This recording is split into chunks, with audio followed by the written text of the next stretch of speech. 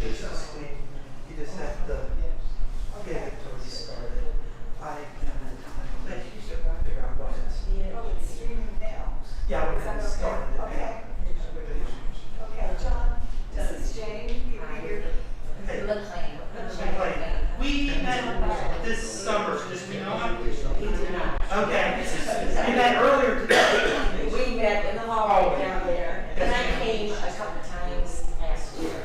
All right. Well, we'll go. Yeah. Thank you. Thank you. I'm gonna, yeah, just, Almost got. I don't know why. I'm gonna see if I can figure something out real quick. No, I didn't But I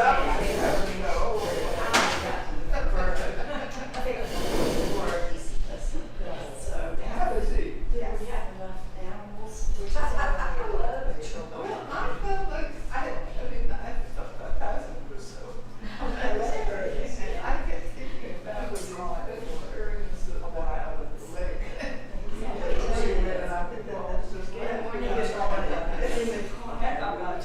Here we go. Little creatures that come in our house, bugs and Like roaches and roaches. It was snakes. I couldn't know what it was snakes. That was, I just kept my mouth shut. I actually have trouble with even squirrels. Yeah, I had to get in my bird figure across things so we had squirrels. We're feeding them every day. I tried to think of it, but it's hungry. I love the sermon though. Now, I love him. I do too. Here, she is her fitness. It's good. What is your? And what grandbaby did you hear? Oh, you see this dog?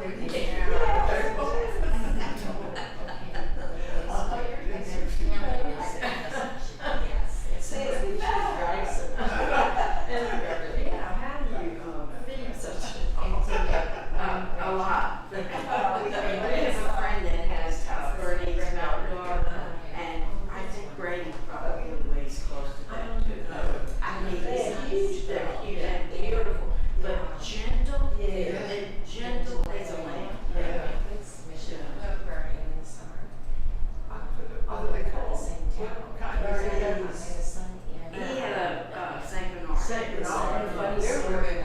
Yeah, I think the bigger the dog, the more Well, I wanted that. Youngest is 8, the oldest is 24. So they're getting up there now. I was talking to Allison, who is big black and blinds. Great day. Great name. Great name. Not always talking about. I finished that for everyone. I'm cold. I wear sandals because I can't stand shoes that close up. I have to get over my head. These are that. I know, I'm ready for this.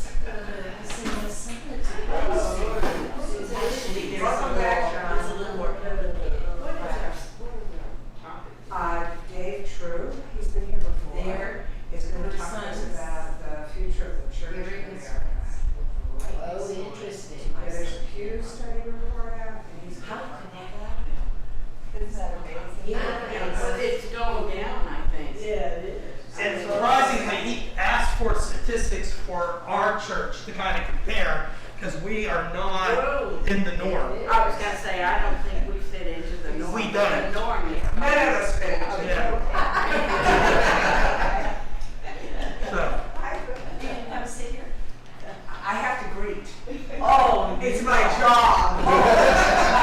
Of all people, reading. I know. Oh, well. She wants to tell us how to move down I felt the bad about touching all to let the legs on the stomach. We decided. And you know, oh, I was traumatized.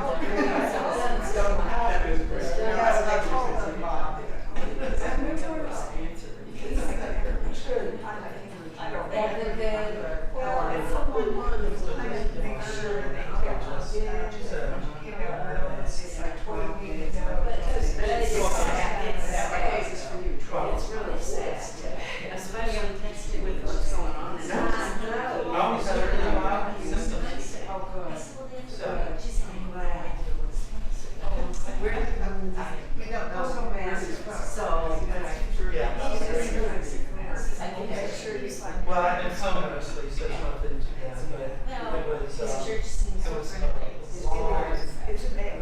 performance center. Just for Thursday, because that's when it was contagious and learning those skills you got to use. Thursday, Wednesday, Tuesday of my CC trip. Tuesday, Wednesday. And you, how you doing? I feel okay. I'm still tested positive, but stage 12, so I don't have to take it. Guys, over on this trip. So, But this is What do you need? like his 15th day still testing positive. June. He took that trip to, I emailed it to you. I don't know. he said To the room or church to you. he set up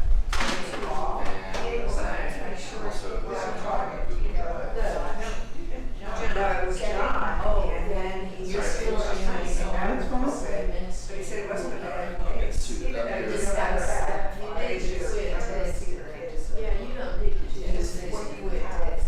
I'm not sure. But you can't sort of wear a mask for other people.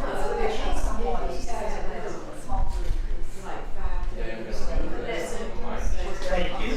Even at the times. You're feeling okay. Are you still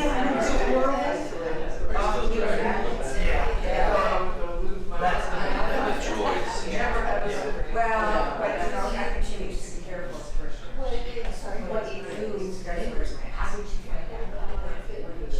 Well, I heard about this a long time ago, but it wasn't. Well, I didn't ask him that. I don't think anybody knows anything. I think the testing is kind of. Have you had it? Started a new training program. I have, but I've had every booster in the world in my life.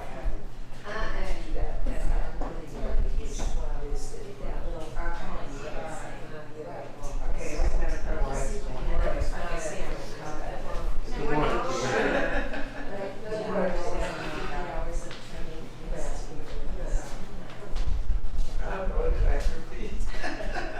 another I went to the outlet last night, it was for A2 has access to success. I was standing. Good morning. This is where the. Go next year. I had so much something that I was ready to start. It is. And that's and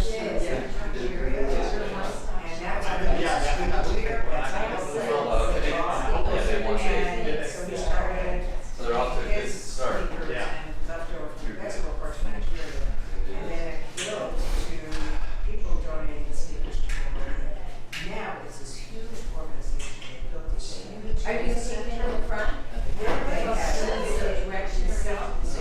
in Nigeria. Oh, these kids, they have students and they work on it's this huge thing. They started getting so sad. We have fruits all the time. I was so cold, I got home. By too many jobs. Put on all this place. What was it, Dale Pond? You're at the front. Yeah. Was it, we saw pictures of you and your dog this morning, John. What? We saw pictures of you and your dog. I just got him back yesterday. I just locked He's been at my mom for 2 months, for a month.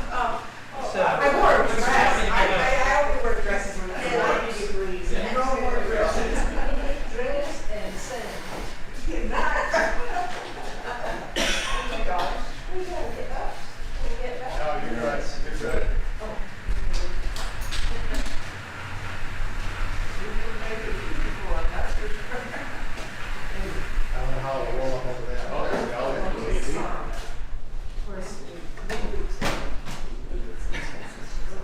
It's always something. That's huge. Last slide is passed. Here is your clicker. John, did you get an email about what was today's class? Or this will take. John didn't send it out. Yeah. Okay, he's not feeling well. Everything's on. You won't hear it, so just make sure it's turned on. So, Okay. Sorry, are you a John Professor Davis in here? all right, Dave, Just a. Dave, thank you. How you gonna do, John? I'll take over? Yep, you're done. Where do you teach at? I don't right now. Yeah. Jen, So- Chartier. Yeah. I can't hear, you guys can't hear. I think they. Oh, you know, We have a couple more minutes. Is that right? Okay. One. One minute? Okay.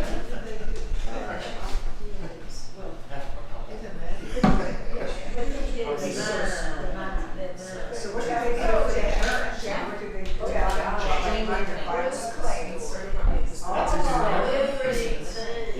I see Yeah. That's too bad. They do the Christmas tree?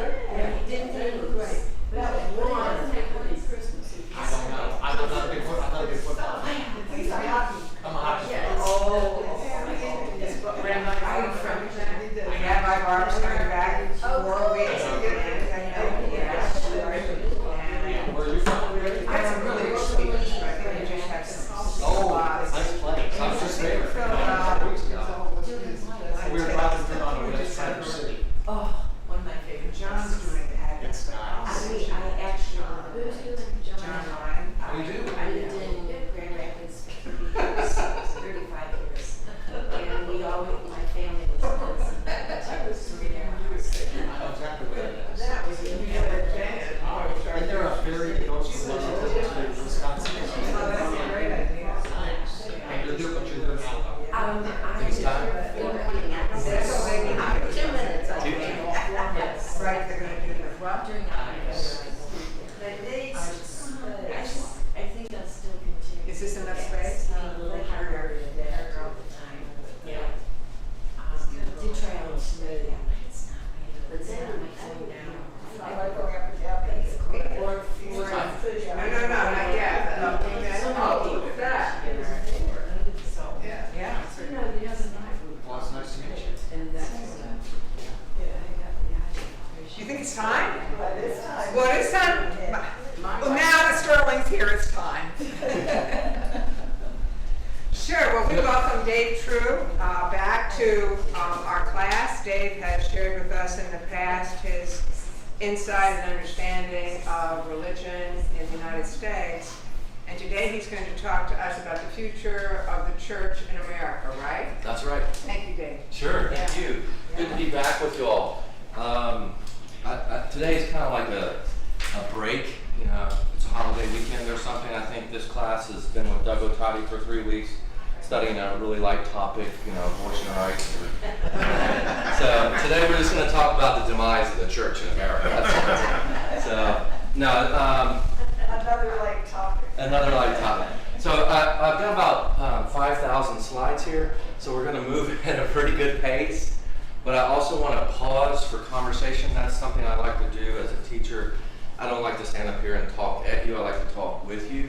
So you just want to notice here in this, the future, right? And the future, no one knows the future. So this is going to be based on some trending analysis. And I really want to ask, eventually, what do we make of those trends? How's it played out here in the local context?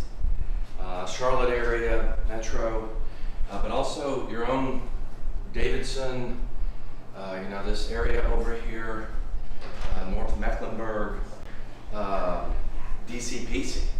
What does this look like here, do you think? Right, these are not settled questions, so you're here, what does it mean to you? And also, so it's very much in America, right? Global Christianity and American Christianity, according to some, are on very different trajectories. Global Christianity is still exploding. There are more Christians in the southern hemisphere, of course, you probably know this, than the northern hemisphere. So the Christianity has really been recentered from a kind of Euro-Atlantic, you know, the NATO countries, to the southern hemisphere. So really interesting, really dynamic, but that's not what we're talking about today. Today we're talking about the church in America, and of course that includes our own kind of Presbyterian denomination and other, quote, mainline denominations, or sometimes they're now called old line denominations, Methodist, Episcopalian, Lutheran, and so on, as well as everybody else. So, without further ado, what do we have? So, recently a study came out modeling the future of religion in America. And what this really was, because Christianity is still very much the kind of dominant religion in terms of numbers, it really turned out to be a lot about Christianity. And you see this can you see this subhead? If recent trends in religious switching continue, Christians could make up less than half of the population within a few decades. Okay? So, any thoughts there? This is not the first time that's just a little teaser they had with their bigger headline. This is not the first note of this that's come out, but yeah. So what is switching to what? Switching, that's a great, because if you hear that right, you're probably thinking switching to Buddhism, switching to Judaism, switching to Islam, I don't know, switching to something else. Switching to nothing. Switching to the nuns. The nuns, what are the nuns? Are you familiar with this term? Not the habit wear, nuns typically don't wear habits anymore, right? But not, the nuns are on a survey, they will click none of the above. I don't affiliate with organized religion. Sometimes this is referred to as the I'm spiritual but not religious folks. A little wary, maybe outright suspicious of organized religion, maybe other organized things as well, right? So a small sliver of this, it's maybe 7% identifies as atheist. That has bumped up a little bit. Another portion identifies as agnostic. I don't know about all this religious stuff, about a God, many gods, I just don't know. But the real growth has been in the non-affiliated. And this phrase, the rise of the nuns, and we could do a whole session on this. The rise of the nuns, that word, the rise, it has really a significant increase. Just jumped up there, and this is not something that jumped up and then went away. They're issuing this report in 2020. They don't, in some ways, really have any new data. The trends are continuing, except the report they issued in 2015 proved to be inaccurate because the trends were accelerating faster than they projected. So their trending has been like, yeah, it was that and more. And that's largely, these nuns just keep increasing. More and more people saying, I don't identify with any of these, I'm spiritual but not religious. Okay, a book along these lines has come out. This is maybe 5 years old now, The End of White Christian America. So I don't know where you guys are politically. I don't really like this title. I think it plays very easily into kind of replacement theory. If you're familiar with this term of whites feeling like they're being replaced, this tends to be very big in kind of reactionary politics. A you will not replace us kind of move. So, but my point is, this study that I'm talking about is one of many studies in the last 8 years. 2014, a study came out that kind of noted this rise of the nuns. And ever since then, the trends have been going a certain way, largely against organized religion in terms of numbers. So the question then is this a new pluralistic age kind of forecast of many religions and kind of how do we live together with different religions? Or is this a new secular age? Right, and that went to the earlier question.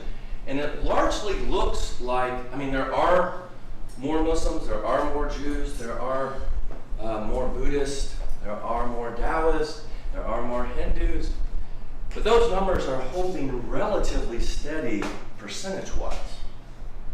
The really marked increase is among secular types who don't identify with a religious tradition. Now, it's a little tricky because, they also want to claim, many of them, that they are nonetheless spiritual. I will be eclectic in my spirituality. I'll draw from this and that. I may attend something once in a while. Right. Any questions here? Yes? It's not a question, but they've taken God out of school years and years ago. When I went to school, there was a prayer in the morning that opened classes. The football teams prayed before they played their games. But You think that's the root cause? I think it helps the root cause. Sure, because many causes, right? Now, just gotta say, there are some places in America where you still do have prayer at school, you still do have prayer at football games, right? So it's a diverse scene. There certainly has been some of that. So we have a secular government, right? Then the question is, do we have a secular culture? Right? Our government is not Presbyterian. Our government is not Episcopalian. Our government, and so on, is not even Christian. How does that play into a larger culture? Okay. I don't want to get into causes right now, though. That's not I want to hold your cause questions because we're going to go to causes. I just want to ask, if you go back to that subhead, if recent trends in religious switching continue, Christians could make up less than half of the U.S. population within a few decades. Where does that leave you emotionally? Do you have feelings about that? Is it a good thing, bad thing? Are you teary? Are you a little panicked? Are you none of the above? Are you like, yeah, so what? Any thoughts there? I'm fine with it. I'm fine with it. I think if you want to really be a Christian, you need to make that choice. And when we go by 2 schools on the way over here, plus a large athletic field run by, I believe it's someone in Davidson. Yeah, one of the Davidson. One of the Davidson school. Full. People slowing down to get in. And you don't see those people rushing to church. They have a different agenda for Sunday mornings. Or maybe they've gone to mass on Saturday night. I don't know. Well, possibly. Right, but that's different, right, than what you grew up with. Yeah, that would be going on Saturday. Yeah, yes, ma'am. Oh, another thing that those having a prayer in the school and before the ball game, those things really they're actually really strongly encouraged, very bound by the traditional, really the expectation in a society. So it's becoming more like a personal choice. If you're a Christian, you don't have to really choose and how to understand what the message of Christianity is. So it's become more individualistic, really approach than I think that's such an state interesting. and government having control that we did throughout the histories. Just really super interesting, right? There's this a communal cultural element, right? You can't take religion out of a culture. It is cultural. On the other hand, isn't there something great about faith being a conscious choice, right? Rather than something the teacher is imposing on me, and I just kind of think, yeah, this is what it means to be a Christian. We pray at school. Right? Is that what it means to be a Christian? I mean, come on! That's not what it means to be a Christian, is it? I mean, it's something more committal. I just think that's a great thing for us to mull. What's the word I'm looking for? Well, it's because Mull over. Yes, sir. I gotta get you back here. Aren't we enriched by the variety of traditions that are among us? I think our concern may be that some folks are finding no tradition, nothing that guides them beyond the getting rich and quicker. That's a tradition in its own right, right? It is, and I think it's one that bothers many of us. You guys, just great comments. Go ahead. I can say, when did the supposition become that we're a Christian nation? Because, I mean, it's freedom of religion. I believe in the Constitution. So where was that changeover? And then all of a sudden, it became, well, then we're not going to pray during the 50s, I remember, it was still considered a Christian nation. Right. I mean, and when you say Christian nation, Yes. I mean, is that that's a slippery term, right? Is that Christian culture? Is that Christian government? I mean, a lot of this stuff emerges out of a Cold War with a communist, atheist Soviet Union, right? We're not them. We have a God, we're capitalist, and we're democracy, right? All those things lining up.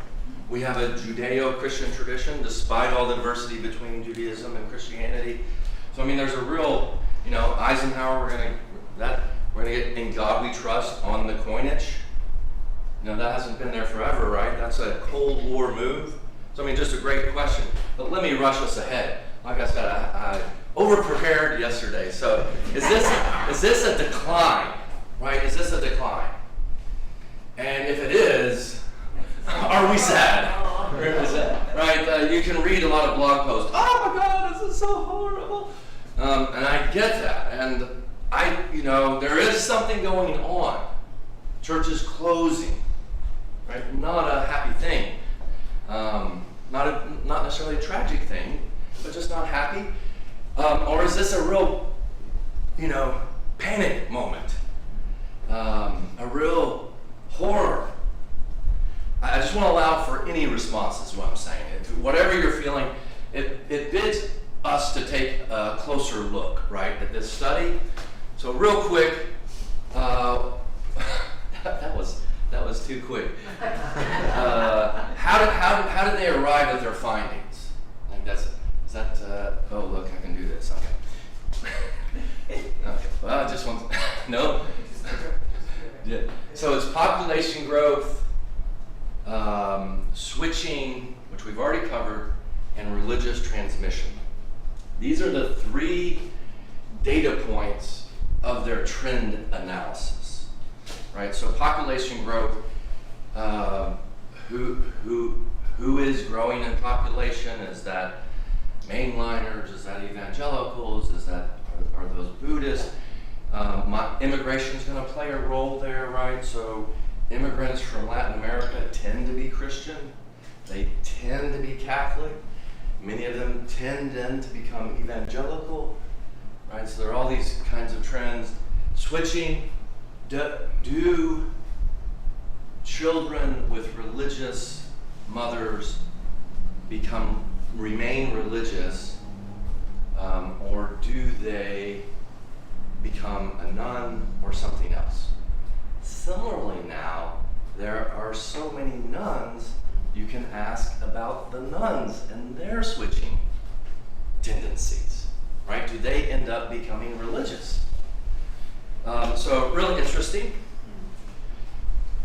So switching and transmission are very closely related, those two. It's a little bit like different sides of the coin.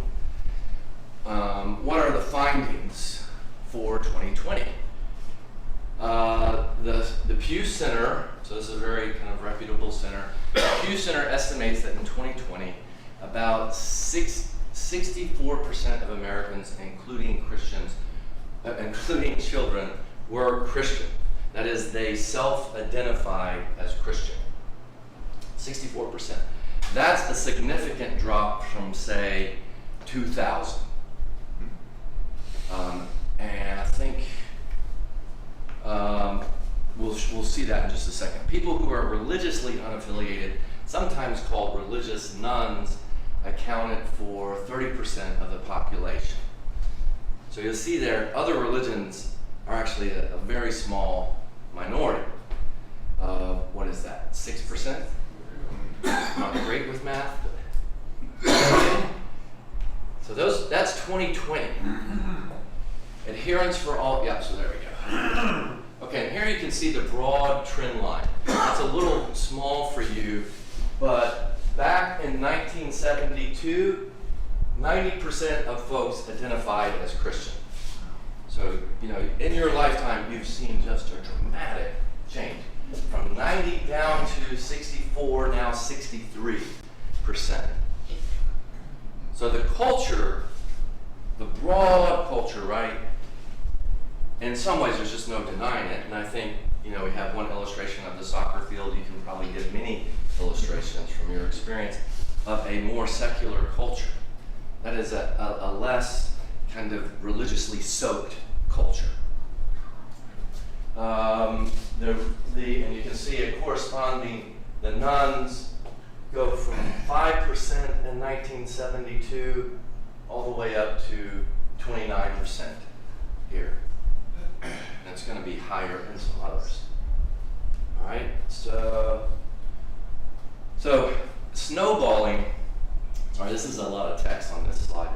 Generational snowball, whatever the deeper causes, religious, and we want to talk about the deeper causes, religious disaffiliation in the U.S. is being fueled by switching patterns that started snowballing. There's a momentum increasing, right? Generation to generation in the 90s, the core populations of nuns has an increasingly sticky, this phrase sticky, this word sticky, identity as it rolls forward, and it is gaining a lot more people than it is shedding.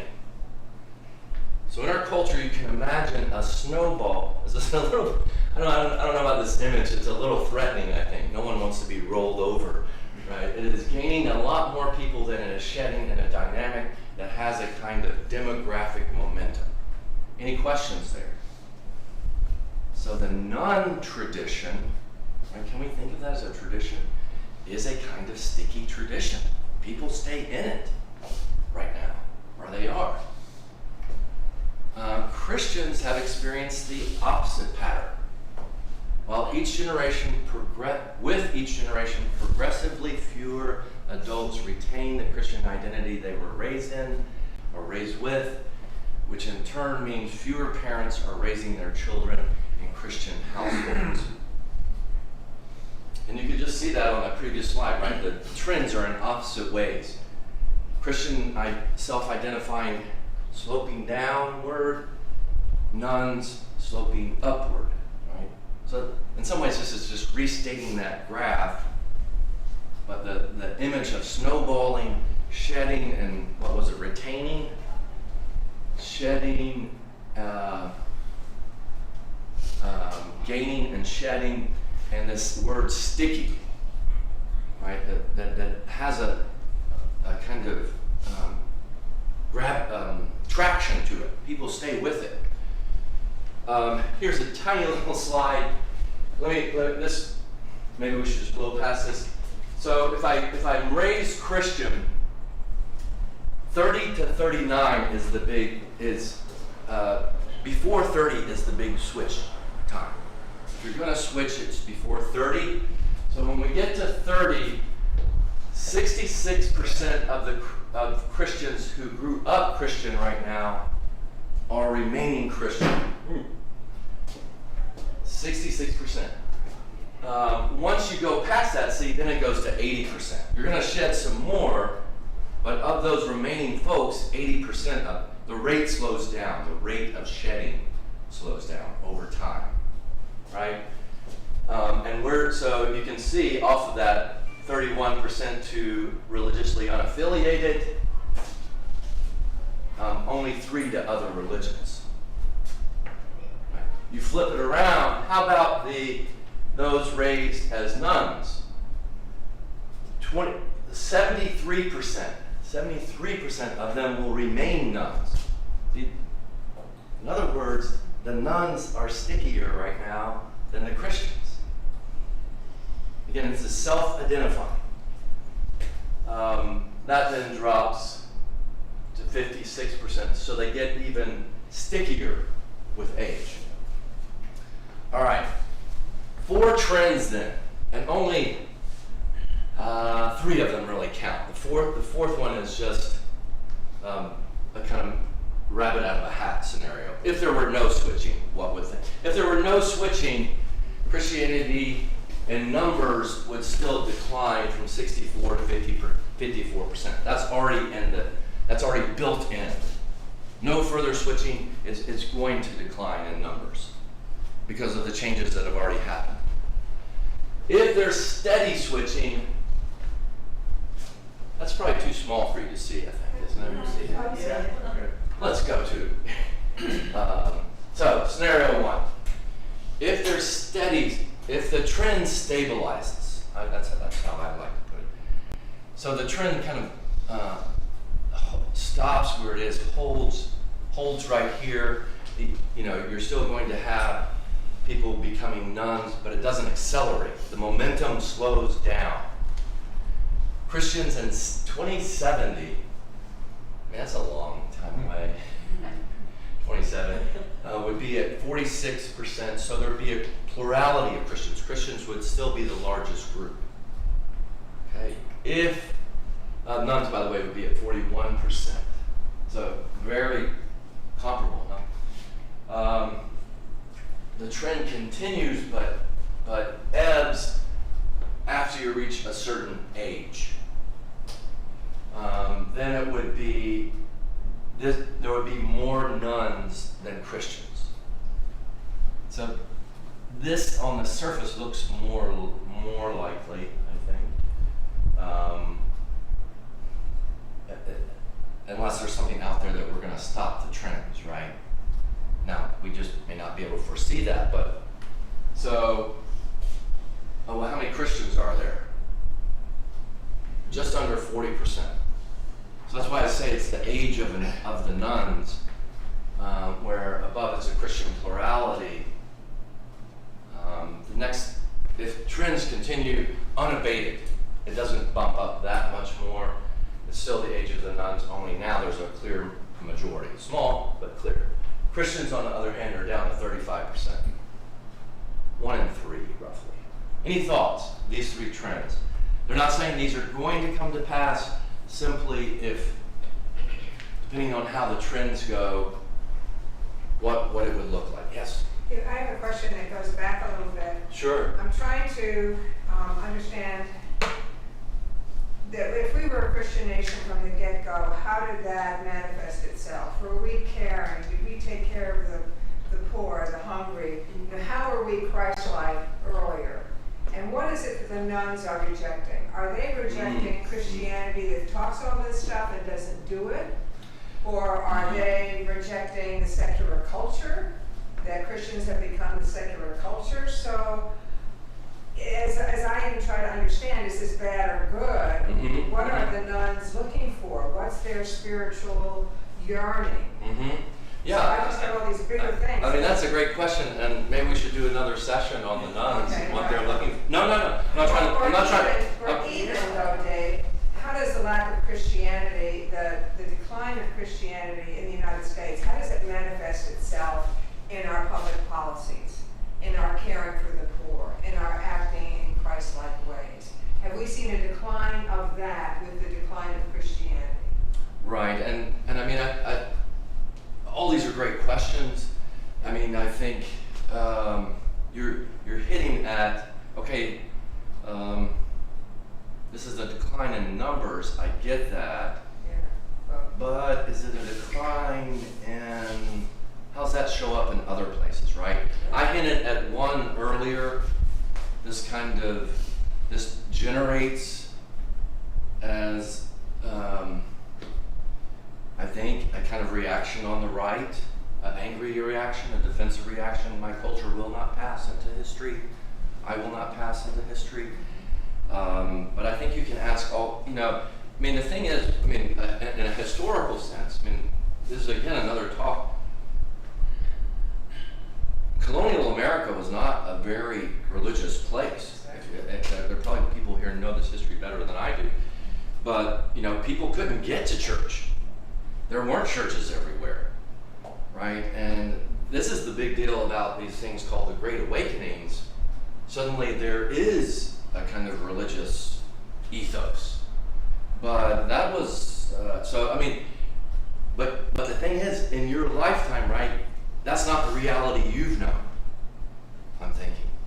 It's certainly not, the reality I've known is you get to seminary and they immediately start talking about how the Presbyterian church numbers are in decline. Woo! Yeah, I want to go into ministry. Thank you.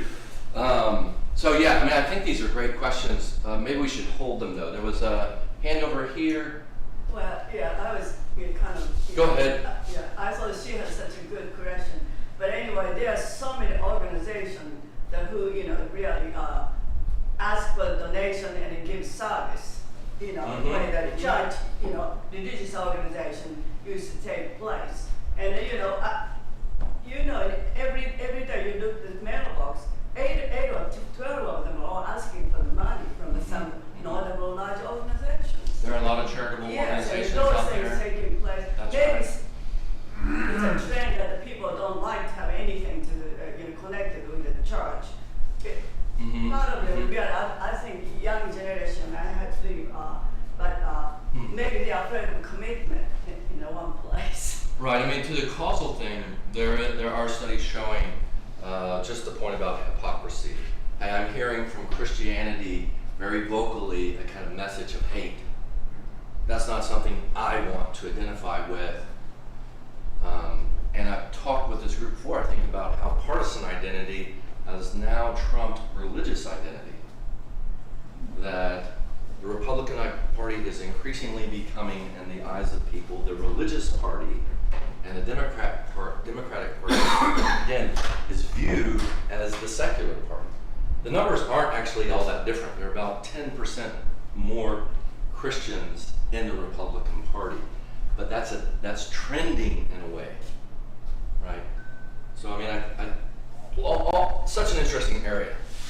There have been a couple of questions about historically, and I think that religion in America was divided up statewide. You had Catholics in Maryland, you had Boston, you had Puritans in Massachusetts, but that was a fairly small set. And actually, when they came to the Salem witch trials, the governor practically banished it because it started to touch everybody. You had Moravians here in North Carolina. Lots of diversity built depending on in. the area. Yeah, lots of diversity built in. When religion in America, right, is disestablished,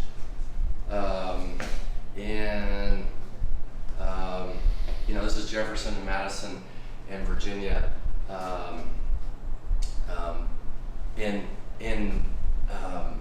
As the United States is formed, right? So then you get the Bill of Rights, freedom of religion. That doesn't apply directly to the states at that time, but in the disestablishment, what does that mean? It means you're going to have a Presbyterian church here and a Methodist church right down the road, right? We can't agree about anything.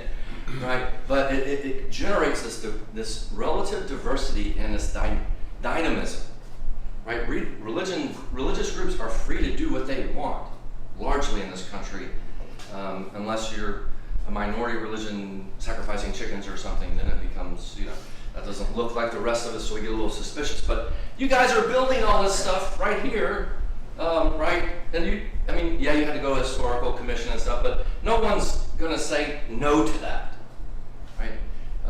So all kinds of dynamism. So again, these trends aren't locked in, but we also really appreciate your kind of turn to identify how do we. So responses, we've already talked about this. Complications. What about our more immediate area? I mean, this is really interesting. North Carolina, 10th most, quote, religious. You got to be careful with these terms, right?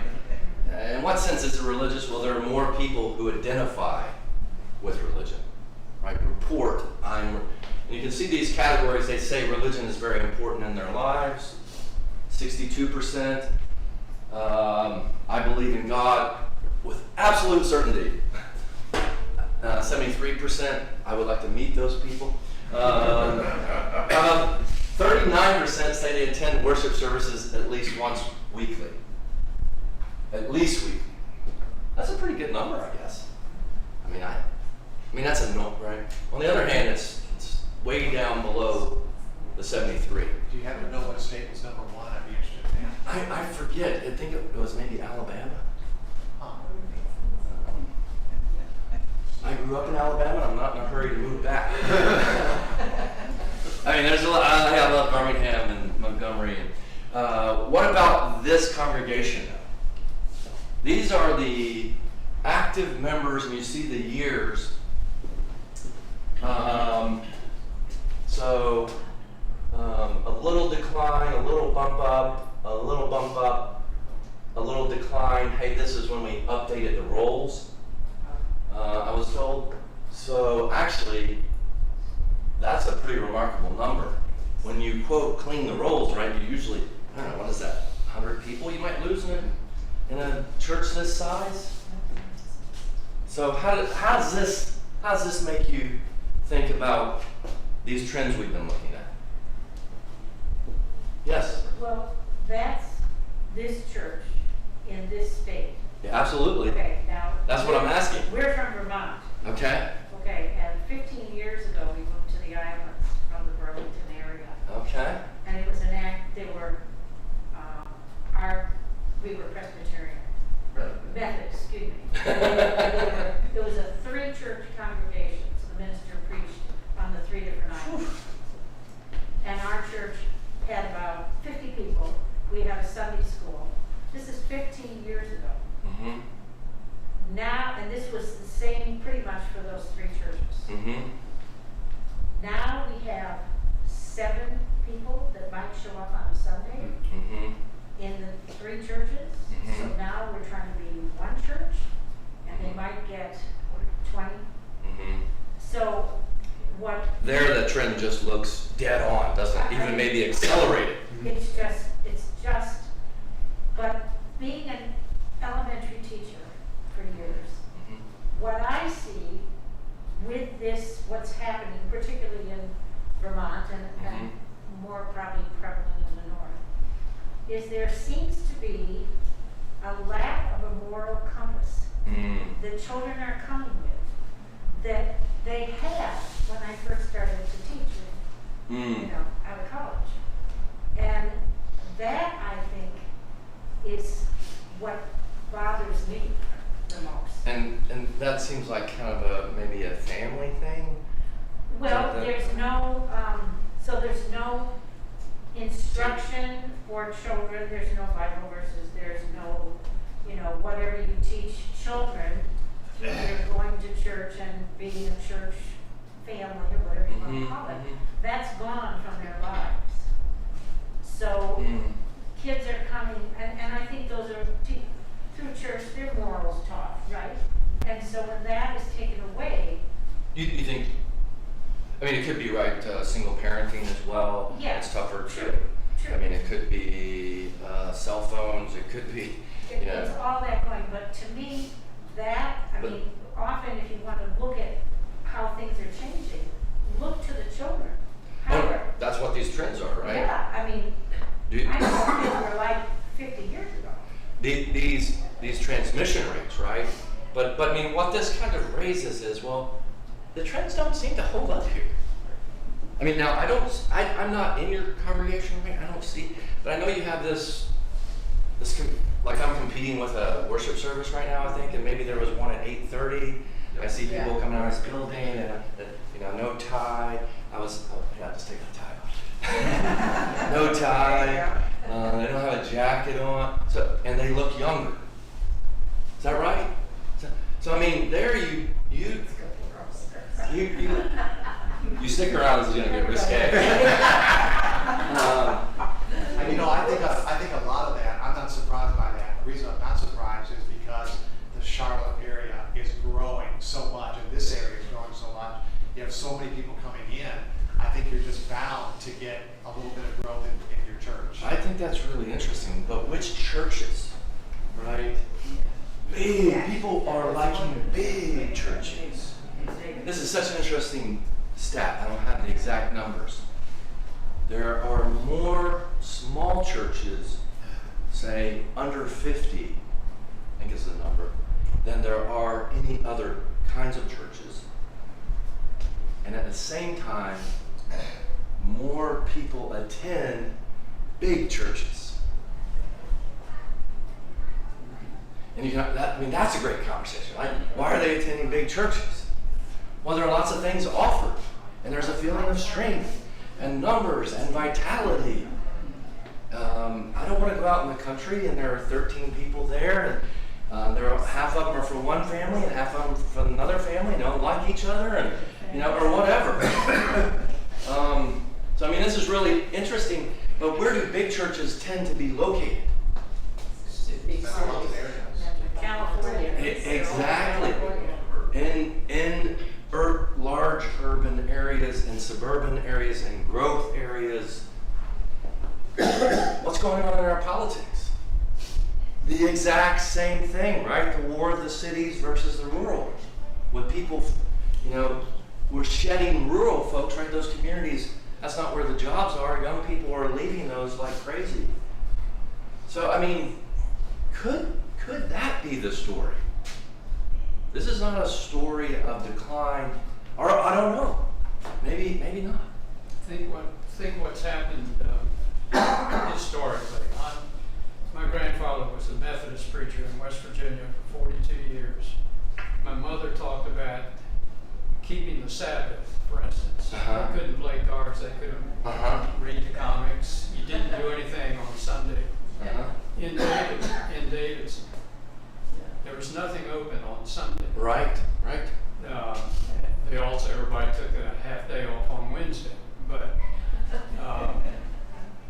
at the college course, traditionally, we were still taking 2 years of Bible, required for graduation.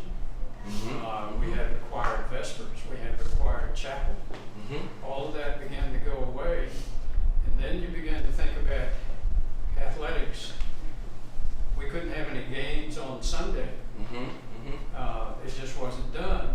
And all of a sudden, there was a creep where, well, we need to do this game because we couldn't get it in.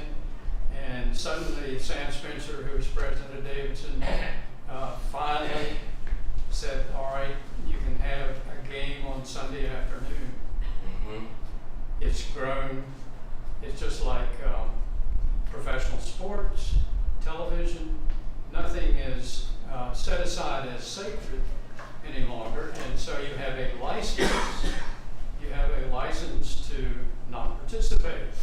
See, great. That's just great. That's a secular culture. Where's the sacred? Right. Well, that's at home. That's in my private life. Right? What about these shared games? If you're a nun, right, you're saying, what's the problem? I want to play soccer on Sunday. What's the problem? You're going to cut down on my choice? This country's all about choices. Right? But this big church phenomenon is really interesting, but at the same time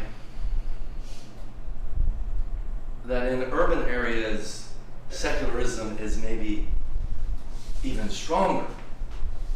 Right? I mean, the sense of so many choices is fantastic, right? But I may want to go to a Panthers game. I got to start tailgating at 11, or whatever. So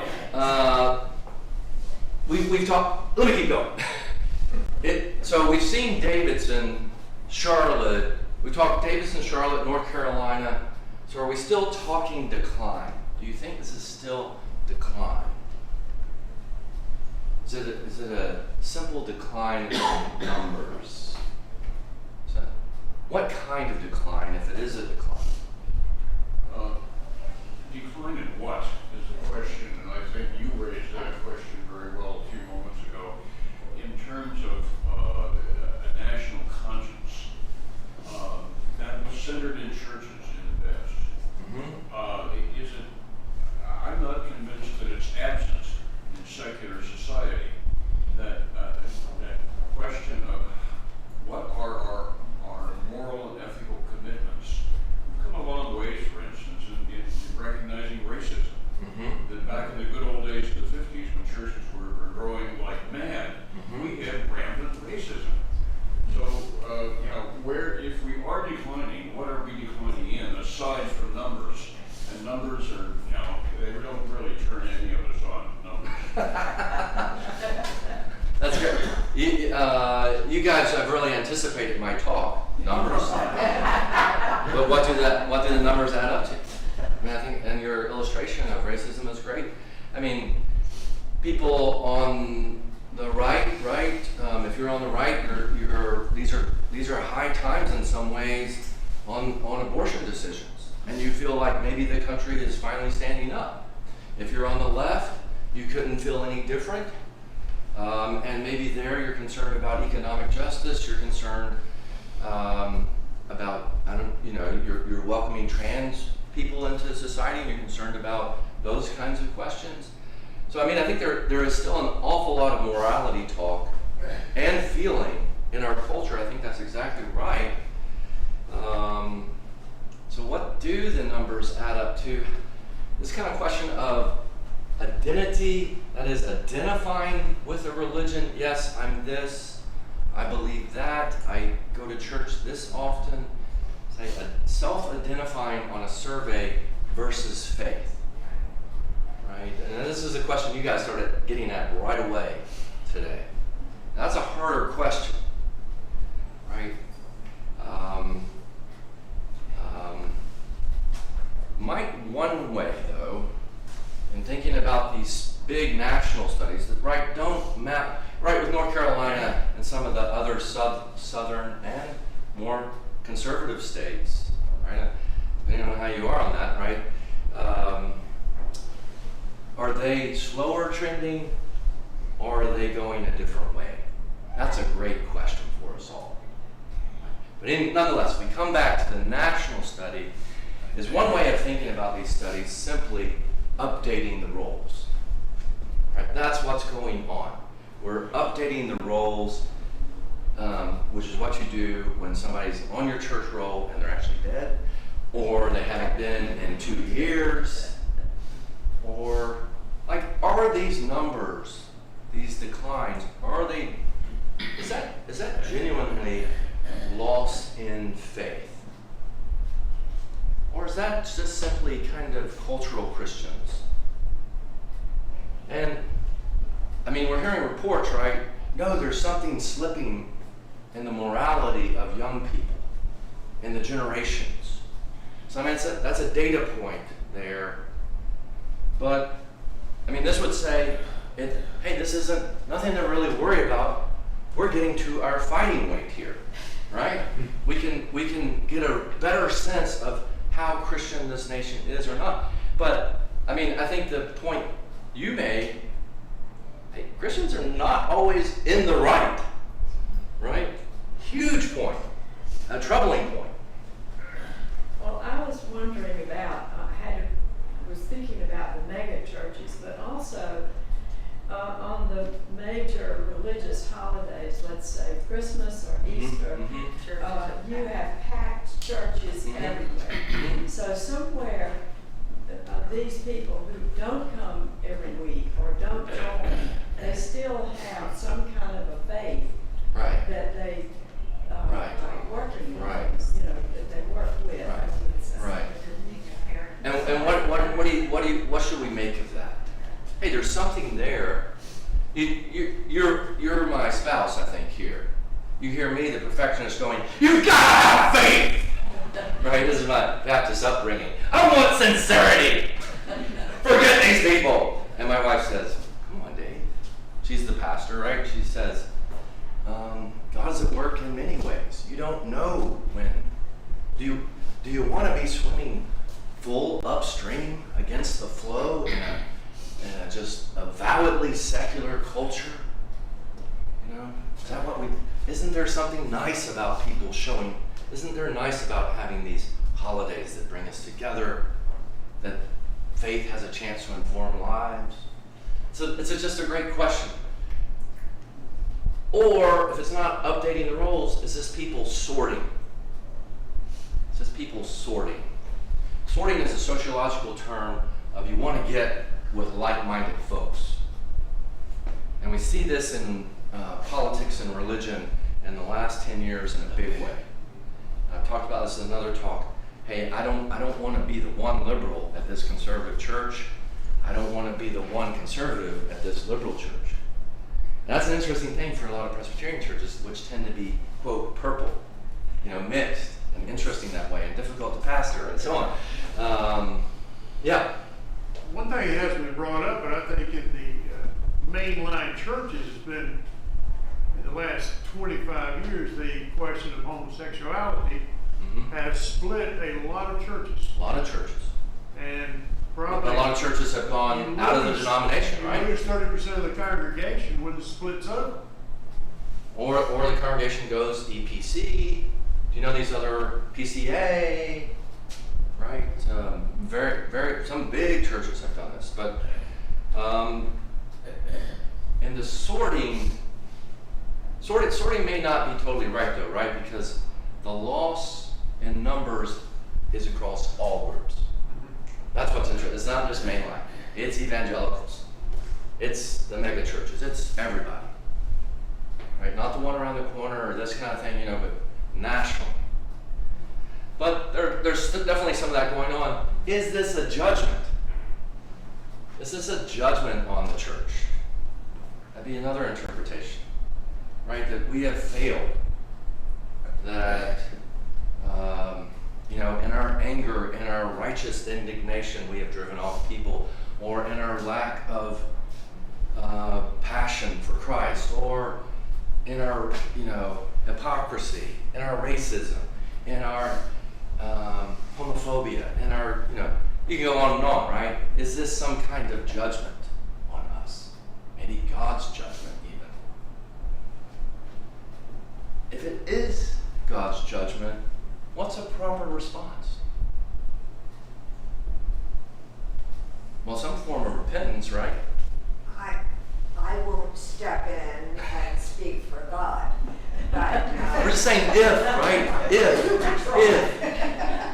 But I think from experience and friends, it is a judgment on the church, and sending people not away from faith, but away from organized religion, because they don't like the conflict. They don't like the message that you were saying. What are we not doing to help our fellow community? Hey, I've got a trans friend. I've got 2 gay friends. How can I identify with this church that says no? Yeah. Right. So that I think it is a judgment by many people who feel they don't want to deal in their faith journey with this conflict. Great. I'm just throwing out possibilities for us here, right? So, is church, attendance? This is a question for you. I'm wrestling with this myself. Is church attendance still a cultural and class norm?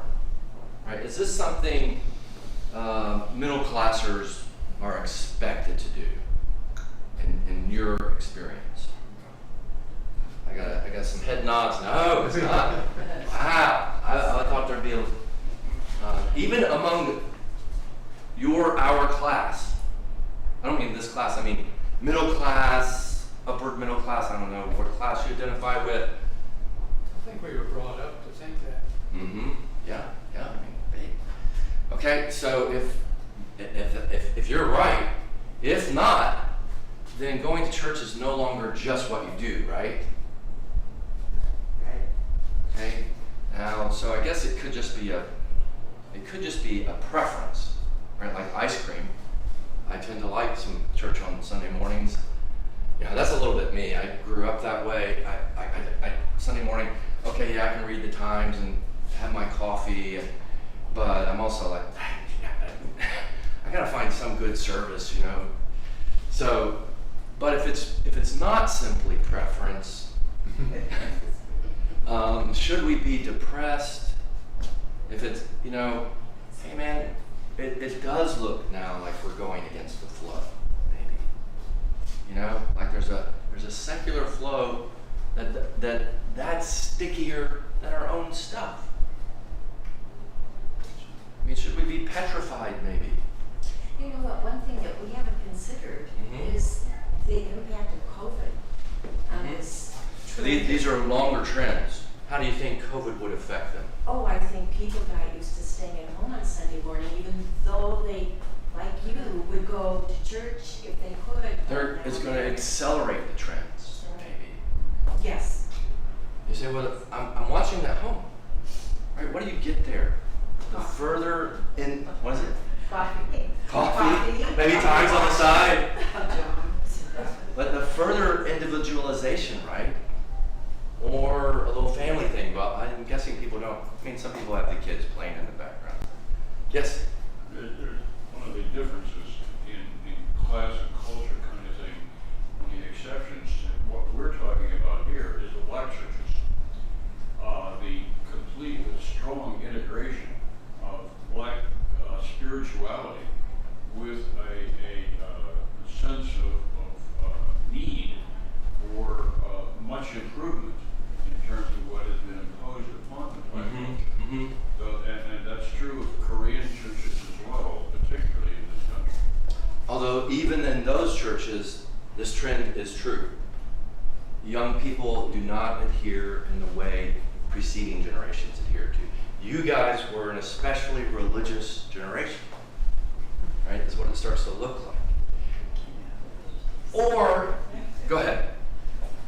This is the happy alternative. I think that, is this depressing or whatever? I think it's a call to the church. People are longing for identity, and that's why, so they're not identifying with the church, they're identifying with politics. People need identity, they need to feel that they belong, so it's clubs, it's whatever. And so the church has this opportunity, and I think that's one of the reasons this church has grown, is that it's open to all, closed to none. We have programs that nurture people, that reach people where they are. So I think it's a call to the church. And I think that the possibilities are really good and open once we respond to that. I think that there's a spiritual longing in these nodes. And how do we speak to that? Because there's nothing like the church.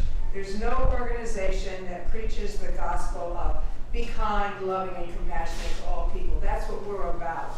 That's amazing. There's not a corporation out there that does that. Sierra Club? I remember that too. No, I really appreciate that. This is, you know, I've got you three options here, right? A little sad, times are changing, a little freaked out. These are really serious times. And that could be some of what you're, I mean, that's not always a bad, you know, maybe this is judgment. On the other hand, maybe this is a new day, a new opportunity. It's not the landscape isn't just ripe for the picking. You know, it's a little winterish out there, but the sky is beautiful and there are opportunities here. What would being church in a secular age look like? We've had a kind of intimation of that. How about in a secular culture, what's going on? Well, let's don't do this, let's don't rush into this, right? We still have a whole 4 minutes to figure this out. What's influencing out there in a secular culture, right? We don't want to see secular culture as simply neutral, as simply empty. We don't want to fall for that, right? So, immanence, that is the here and now.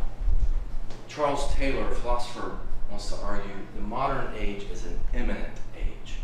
We care about things that are here and now, not a kind of transcendental plane, right? So, what's really big right now, for example, wellness, right? You know, I got to get my yoga in later today. All this kind of, you know, how's your health? And that even kind of moves over a little bit into the religious sphere, right? Got to be mindful. Got to do my meditation. So what does religion do with this? I mean, does religion, right? We have a religion that can be both transcendent and immanent. The God who comes to us in Christ, right? This point about a love. So there are lots. Do we do art? How do we appeal to this immanent age, right? That's one kind of question you hear about such trends. So Flip Wilson was really right. The church is what's happening now. Yeah. Yeah. The other thing in a secular culture, right, is what we all share is an economic rationality. That is, you know, why do I shop at Target? Because I can get great value for my dollar and a little bit of stuff, right? I mean, that kind of reasoning, how to maximize, how to be efficient, how to, use something well. Right? How to use something well. So,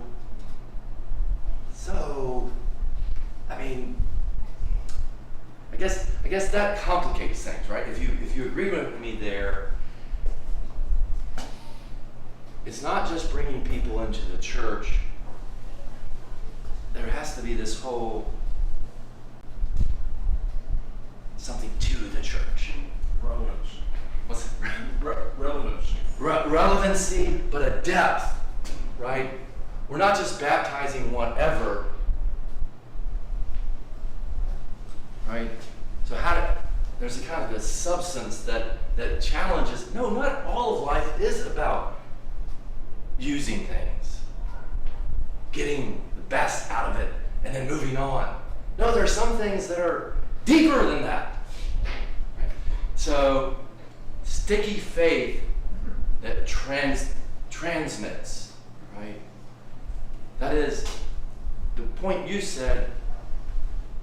Young people want to belong to something. What's the something the church has? Right? Now, what is the thing there that keeps me? Is it the sense of community? Is it I'm so, I have these relationships? What is the depth there? And where does faith lead us? Is it against a dominant culture, maybe? Right? If it's no longer the norm to be at church, aren't we in a kind of anti-establishment position then? I mean, we may just be getting our favorite color of ice cream, favorite flavor of ice cream, but could we be counter-cultural in some sense? I don't know.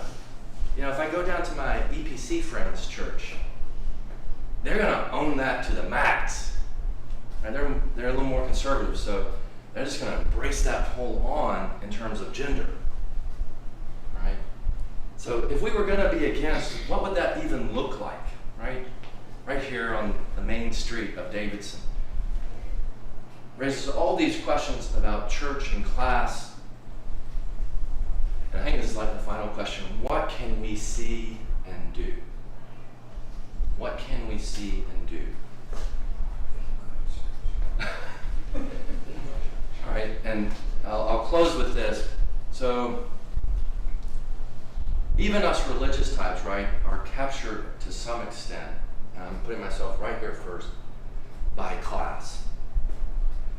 And our faith, we want to claim, is bigger than our class. But can our faith help us see beyond our class to the real crises going on? Not to hear these trends and panic and get very hyper concerned about our survival as a church, but to see what God is calling us to be and do in the world. Right? With local partners who are our local partners, maybe non-normative local partners that help us see. Anyway, we ran out of time here. Great work. Hope you enjoyed church. Great talking with you. Really appreciate it. Thank you, Dave. Thank you. That was really good. You guys were really good. Thank you. Yeah. Dave, I think I attended Andy Sanders Church with my daughter's family.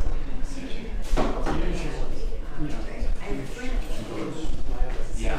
Usually they don't miss it. I always got the Right. Cincinnati.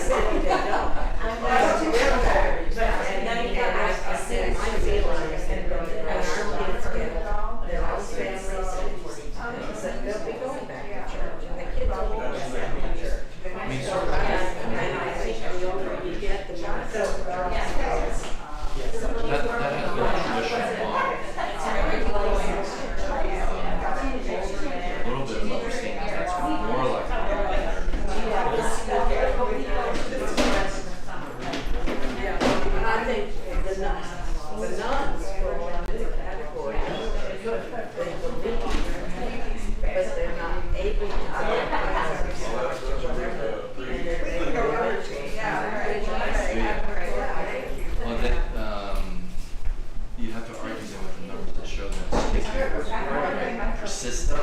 Well, thank you. So now they become, a Thank you, growing Dave. thing. Thank you. This guy's wonderful. Oh, thanks, guys. Thanks, really appreciate it. But Great talking with y'all. But the older the nuns get, the more important church is gonna be. I mean, the thing is, I would agree with you in the sense that they're not saying, no to spirituality, to faith, to something. But whether it's church, that's a little bit. Now the thing is, church is showing up in all kinds of ways these days, with modern media. So, but I hope you're right. The trends don't look good right now for those guys.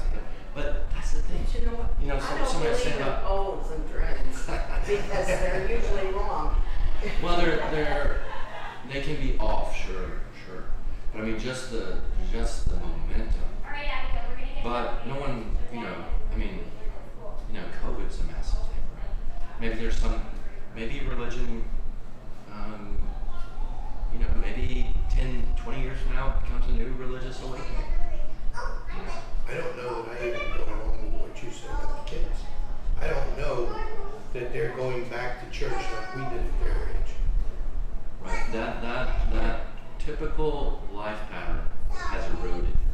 Yeah. So it's not as people are waiting longer. First of all, to get married and have kids. Yeah, Typically, right. I don't know about your kids.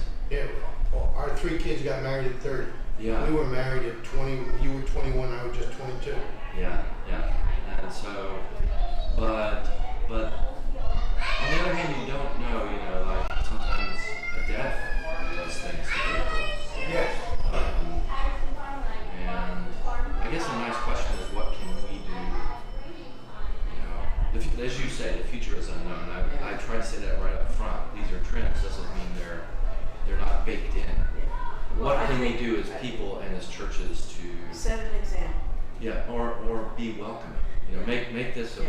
a place that people can come back to. Yeah.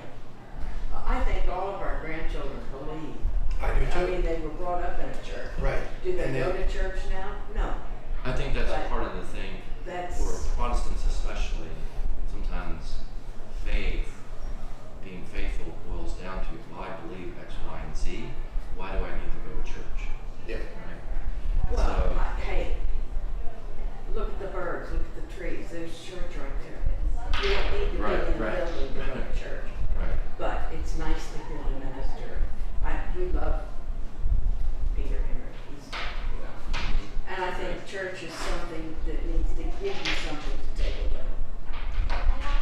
Yeah. I mean, I don't know. I tend to think this whole Christianity business is all about community. So, Yeah, but you can take something away that you do. Oh, absolutely. I mean, just doing it together as a team. We go back and forth to New Jersey, and Yeah. the congregation and the leadership in this church is so much better than what we have up in New Jersey. Or you guys snowbirds? Well, so, Well, A little we- bit. Or back you and go forth back a all the little more. time. Okay. Yeah, we got 2 children and 7 grandchildren down here, and 1 daughter and 4 up in New Jersey. So Yeah, that's the great. only way we could keep up with all of them was to get a second house down here. Nice. So- Nice. Well, that's I'm sure you have. I mean, that's a really interesting. You see both. Yeah. You're in Yeah. both kind of Yeah. subcultures, and you can see this one as a more religious culture, whatever that right. may Well, now our daughter went from Presbyterian to Catholic. She married a Catholic. be. Catholicism is more prevalent there, right? Yeah. Yeah. But do they go to church? Heck Right. no. Right. But do they believe? Yeah, they believe. Right. But they don't practice what they preach. Right. They don't preach. They don't practice what they should. And they gotta take the kids to sports on Yeah, Sunday. And I things mean, are busy, and they probably commute Yeah. to work. And well, and we're not talking to the next town. They go to Pennsylvania, they go to. Exactly. So, I mean, nuts. they get to Sunday and they're probably like, Yeah, well, a And lot of them then- go through Sunday. They'll have a tournament starting Saturday and running into so Sunday. you're driving off to work or you're driving Yeah, your kids somewhere. Yeah, Yeah. crazy. Yeah. It's a busy life. It is, really it is. But we enjoyed you Yes, doing thank you. Oh, I enjoy So you guys. what's next week gonna be? I know, it's not me. You don't know, oh, it's Yeah. not you? Yeah. Okay. We're not gonna be here anyway. Yeah.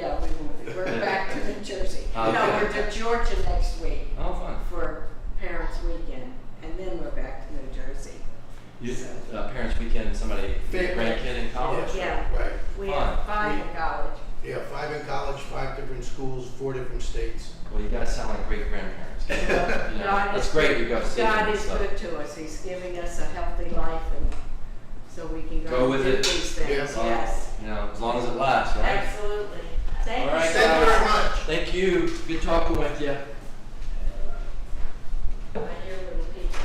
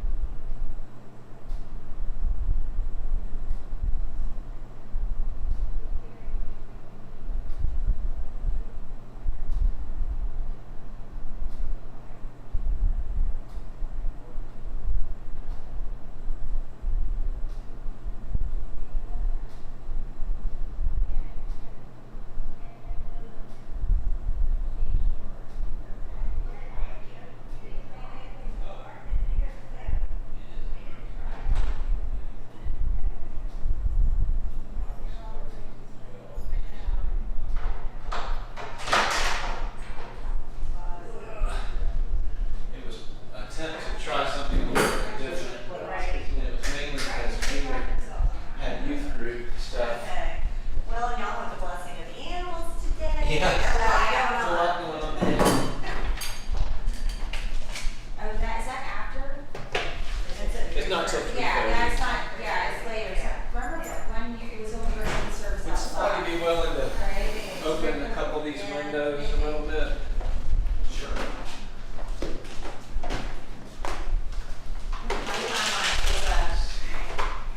Oh my gosh, look at you, you got creative. Well, it's coming apart, I should have brought my tape to do that one. The humidity. This is the teacher in me. It's the only way I know. I was trying to figure out how to put mine in an Excel spreadsheet, so. Yeah, I started doing that for a few minutes and then I gave up. I didn't know that we were gonna. No, just this side, I think will be good. I wasn't sure. And, yeah, this is don't watch this, I don't have my visuals. I just have a piece of paper. I just have like little Notes, yeah, that's notes what. jotted down on a piece of paper. I don't really have like a script or anything. I was starting to take notes on my computer and then I started putting the boxes in there, and then I started just, going from there. But they're all coming off, so. I'm trying to have done this in a while in here. Not sure. Okay. We're gonna be looking that way. Well, these are supposed to be on, but I haven't gotten that far. Tina, did you pick up your book from Linda? Yes. See, I met like 3 times, so I have time. Well, I didn't pick it up. She Oh, brought oh, some to the okay. women's retreat. Oh, that's how I got it. She told me If that you she want, was going to do I that. can turn the shears around. No, Okay.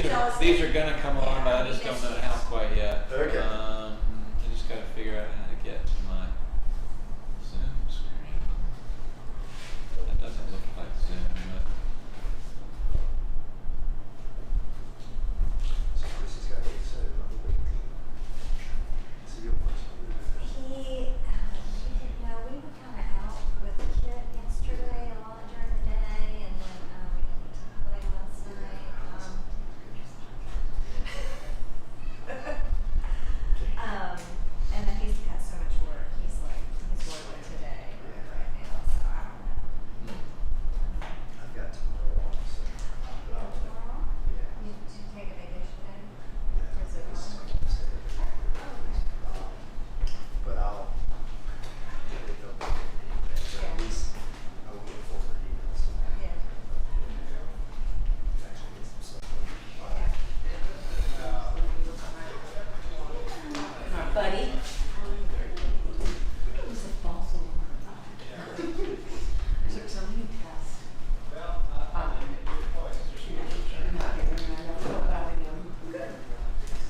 I think I was, and we had just finished 12 meetings. I was like, yes.